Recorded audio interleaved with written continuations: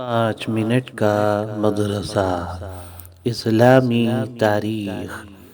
مسلمانوں کا مدینہ ہجرت کرنا۔ مکہ مکرمہ میں مسلمانوں پر بے پناہ ظلم و ستم ہو رہا تھا، اس لیے رسول اللہ صلی اللہ علیہ وسلم نے دوسری بیعت عقبہ کے بعد مسلمانوں کو مدینہ جانے کی اجازت دے دی۔ مسلمانوں میں سب سے پہلے ابو سلمہ رضی اللہ عنہ نے ہجرت کا ارادہ کیا اور سواری تیار کر کے سامان رکھا اور اپنی بیوی ام سلمہ رضی اللہ عنہا اور لڑکے سلمہ کو ساتھ لیا، مگر بنی مغیرہ نے ام سلمہ رضی اللہ عنہا کو جانے نہ دیا اور بنی عبد الاسد نے ان کے بیٹے سلمہ کو چھین لیا، جس سے اس بچے کا ایک ہاتھ بھی اکھڑ گیا۔ اس کے بعد ابو سلمہ تنہا ہجرت کر گئے۔ ام سلمہ رضی اللہ عنہا روزانہ مقام ابطح پر آ کر روتی رہتی تھیں۔ اس طرح 1 سال کا عرصہ گزر گیا۔ آخر ایک شخص نے ان پر رحم کھا کر ان کے شوہر ابو سلمہ کے پاس بھیجنے کا قریش پر مکے کو راضی کر لیا۔ اس وقت بنی عبد الاسد نے ان کے لڑکے سلمہ کو واپس کیا، جسے لے کر وہ کسی طرح مدینہ پہنچ گئیں۔ ان کے علاوہ دیگر مسلمانوں کو بھی ہجرت کرنے میں بہت زیادہ مصیبتیں اٹھانی پڑیں۔ اسلام کی خاطر اپنے محبوب وطن، مال و دولت اور رشتہ داروں کو چھوڑنا پڑا۔ حضرت صہیب رضی اللہ عنہ نے جب ہجرت کا ارادہ کیا تو مشرکین نے روک لیا۔ حضرت صہیب رضی اللہ عنہ نے انہیں اپنا سارا مال دے کر راضی کیا اور ہجرت فرمائی۔ اس کی خبر رسول اللہ صلی اللہ علیہ وسلم کو ملی تو آپ نے فرمایا، صہیب نے نفع کا سودا کیا جس کا ذکر قرآن میں ہے۔ اللہ کی قدرت، نیند کا آنا۔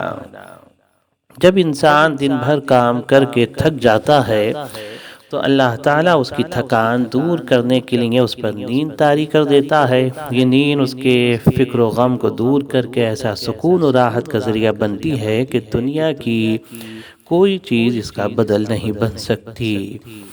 پھر اللہ تعالیٰ نے یہ نعمت امیر و غریب، عالم و جاہل، بادشاہ و فقیر، ہر ایک کو یکساں عطا فرما رکھی ہے اور اس کے لیے رات کا وقت متعین کر دیا ہے۔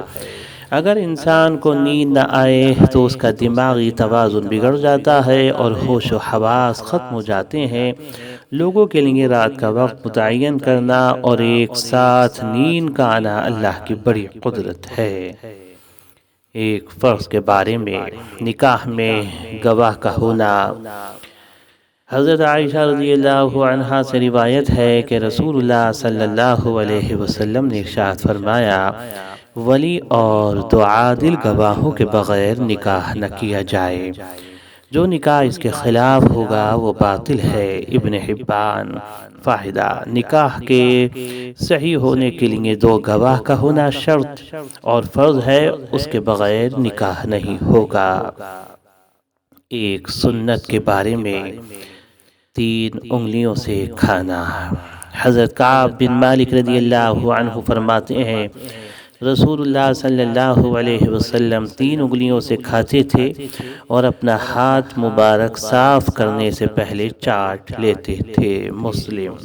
فائدہ: کھانے کے بعد انگلیوں کو چاٹنا سنت ہے، لیکن اس طرح نہیں چاٹنا چاہیے کہ دیکھنے والے کو ناپسند ہو۔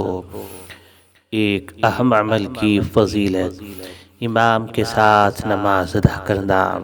حضرت عثمان رضی اللہ عنہ سے روایت ہے کہ رسول اللہ صلی اللہ علیہ وسلم نے فرمایا، جس نے اچھی طرح مکمل وضو کیا، پھر فرض نماز ادا کرنے کے لیے گیا اور امام کے ساتھ نماز پڑھی، اس کے صغیرہ گناہ معاف کر دیے جاتے ہیں۔ ابن خزیمہ۔ ایک گناہ کے بارے میں، دکھاوے کے لیے کپڑا پہننا۔ حضرت عبداللہ بن عمر رضی اللہ عنہما سے روایت ہے، رسول اللہ صلی اللہ علیہ وسلم نے فرمایا، جو شخص شہرت کے لیے دنیا میں کپڑے پہنے گا، اللہ تعالیٰ اس کو قیامت کے دن رسوائی کے کپڑے پہنائے گا اور پھر اس میں آگ بھڑکائے گا۔ ابن ماجہ۔ دنیا کے بارے میں، دنیا کے مقابلے میں اسلام کی محبت۔ حضرت انس رضی اللہ عنہ سے روایت ہے، ایک شخص نے اللہ کے رسول صلی اللہ علیہ وسلم سے دو پہاڑوں کے درمیان موجود بکریوں کا سوال کیا تو آپ صلی اللہ علیہ وسلم نے اسے عطا فرما دیا۔ پھر اس شخص نے اپنی قوم میں آ کر اعلان کیا اور کہا، اے میری قوم کے لوگوں، اسلام قبول کر لو، بے شک محمد صلی اللہ علیہ وسلم ایسی بخشش کرنے والے ہیں جس کے بعد فقر و فاقے کا کوئی اندیشہ نہیں۔ حضرت انس رضی اللہ عنہ فرماتے ہیں کہ اگر کوئی شخص صرف دنیا ہی کے ارادے سے اسلام قبول کرے مگر یہ کہ وہ اسلام اس کے دل میں دنیا کی تمام چیزوں سے زیادہ محبوب ہو جاتا ہے۔ مسلم۔ آخرت کے بارے میں، قیامت کے حالات، قرآن میں اللہ تعالیٰ فرماتا ہے جب سورج بے نور ہو جائے گا اور ستارے ٹوٹ کر گر پڑیں گے اور جب پہاڑ چلا دیے جائیں گے اور جب 10 ماہ کی گابھن اونٹنیاں قیمتی ہونے کے باوجود آزاد چھوڑ دی جائیں گی اور جب جنگلی جانور جمع ہو جائیں گے اور جب دریا بھڑکا دیے جائیں گے۔ سورہ تکویر آیت نمبر 1 تا 6۔ طب نبوی سے علاج، عصمت سرمے کے فوائد۔ حضرت علی بن ابی طالب رضی اللہ عنہ سے روایت ہے، رسول اللہ صلی اللہ علیہ وسلم نے فرمایا، عصمت استعمال کرو اس لیے کہ یہ پلکوں کے بالوں کو اگاتا ہے، آنکھ میں گرے ہوئے کچرے کو دور کرتا ہے اور بینائی کو صاف کرتا ہے۔ طبرانی کبیر۔ قرآن کی نصیحت۔ قرآن میں اللہ تعالیٰ فرماتا ہے، اور اے پیغمبر ان سے یہ بھی کہو، یہ بتائے ہوئے احکام ہی میرا سیدھا راستہ ہے، تم اسی پر چلو اور دوسرے غلط راستوں پر مت چلو، ورنہ وہ راستے تم کو اللہ کے راستے سے ہٹا دیں گے۔ اللہ تعالیٰ اس بات کا تم کو تاکید کے ساتھ حکم دیتا ہے کہ تم ٹیڑھے راستے سے بچو۔